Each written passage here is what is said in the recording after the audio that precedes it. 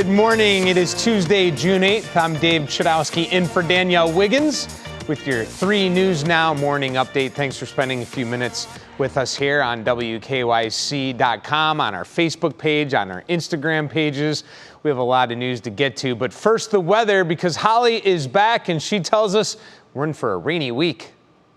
Dave, thanks. And here we go again as we look ahead to the rest of the afternoon.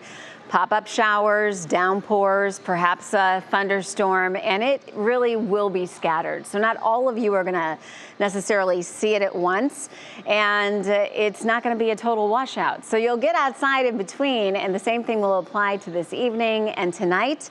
And then we'll just go ahead and do it all again tomorrow. It looks like for your Wednesday, very similar weather. Scattered showers, thunderstorms, very muggy, temperatures in that low 80 range for highs, lows in the 70s. We really don't break the pattern until we get close to the weekend. So that being said, for today, a high of 83. It is very humid, and again, we'll have those chances for downpours, possible thunderstorms. Through the middle of the week, more of the same. And then as we get into the weekend, it's looking really good, actually. Chances for rain Saturday, Sunday, both less than 20%. So otherwise, it'll be partly cloudy skies and very seasonal with highs in the 70s. On Monday, 80 degrees, mostly sunny. Dave, back to you. All right, Holly, thank you. We'll take the steam, we'll take the rain, and then we'll look forward to the weekend. All right, well, how about this? The violent weekend in the city of Cleveland has prompted a message from City Council. In all, over the last few days, 35 people have been shot, 4 were stabbed in all, leaving 3 people dead. But instead of letting those numbers continue to rise, Cleveland City Council signed off on a $2.7 million that money will be used to set up trauma counselors and social workers at 22 city rec centers, helping to identify and mentor at-risk youth and to head off the potential trouble. Cleveland City Councilman and Safety Committee Chair Blaine Griffin says a spike in violence this past weekend is an unpromising sign for the summer. We know hurt people. And you know, we got to make more investments than just saying, oh, let's arrest our way out of this. You know, until we really get to the psychological side of why some of this pathological behavior is taking place, we're going to continue to see this.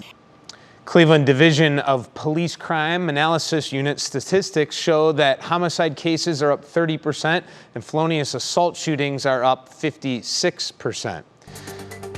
Well, there's been an increase in reward money for information on last week's shooting of a Cleveland mail carrier. The reward from the Postal Inspection Service is now up to $50,000. Shooting happened on East 88th Street. If you have any information, please call your local post office. Today, Tower City will remain closed after this water that you're about to see, pouring into the main lobby and shopping center from a pipe burst. Started on the 12th floor Monday morning with a pipe from the sprinkler system. Many apartments were flooded, with residents saying it all happened within minutes. It went from leaking a little bit messy to this is a torrential downpour in like 20 minutes. And it sounded like somebody was taking a shower, but I live alone. So I'm like, that's weird. So I go in the bathroom and there's water coming in from the light fixtures. K&D Group owns the portion where the pipe burst and says its next step is to look at the underlying damage that could be behind walls and stuck between floors. My goodness. Well, let's turn to COVID-19 news now, where Ohio continues to see a deep decline in daily cases. On Monday, another small daily total of 255 COVID-19 cases. Over the weekend, the state had its smallest daily increase in almost a year and the smallest patient count in hospital beds since last June. About 200,000 doses of the Johnson & Johnson vaccine in Ohio are set to expire later this month. Governor Mike DeWine is urging providers to distribute as many doses as possible, as quickly as possible. Those doses will expire on June 23rd. And as of today, the mass vaccination clinic at the Wolstein Center, it's officially closed. The site was up for 12 weeks and distributed more than 260,000 doses of the Pfizer vaccine. Anyone still needing a second Pfizer dose will go to their local drug mart.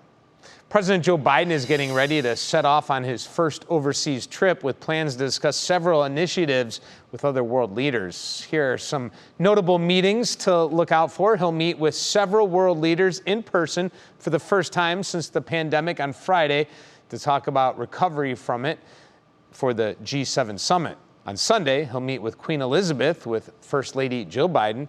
Biden will meet NATO allies on Monday and end the trip with a trip to Russia, talking with Vladimir Putin in Geneva.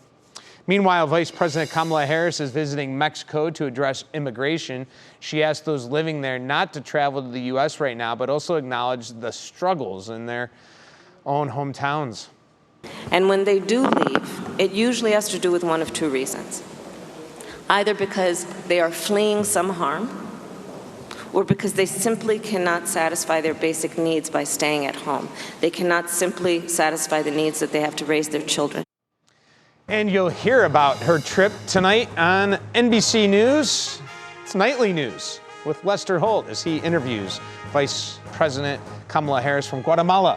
That's at 6:30 after What Matters Most here on 3 News.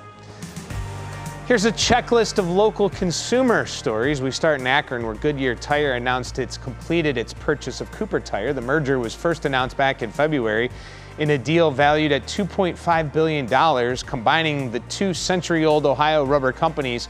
Cooper Tire is in Findlay, just outside of Toledo. Officials say the combined company will offer options across the spectrum, making it easier for customers to choose the branded tires. The Rock and Roll Hall of Fame has big plans to honor Black Music Appreciation Month and Juneteenth. There are new podcasts, playlists, and virtual speeches available from the Rock Hall's Video Vault for Juneteenth, which is next Saturday. Guests can gather on the plaza for a free event full of performers. We have a whole list of what's happening this month. That's on our website, WKYC.com. And say hello to this guy. Hello there. The Cleveland Metroparks is introducing its newest member of the police force, a 3-month-old Belgian Malinois canine. He was born March 12th and is already learning the ropes of the police work, and he's learning that fast. But he needs a name.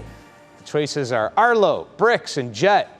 Voting ends at midnight on June 16th. You can visit the Metroparks website to vote, but it comes with a donation request.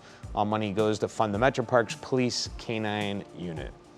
All right, well, thank you for joining us here on this 3 News Now morning update. Our digital team will continue to bring you the stories making headlines around Northeast Ohio and the world. Make sure to check our social media pages and WKYC.com throughout the entire day. I'm Dave Chudowski. I'll see you again Wednesday morning on Go starting at 4:30. Have a great week, everybody.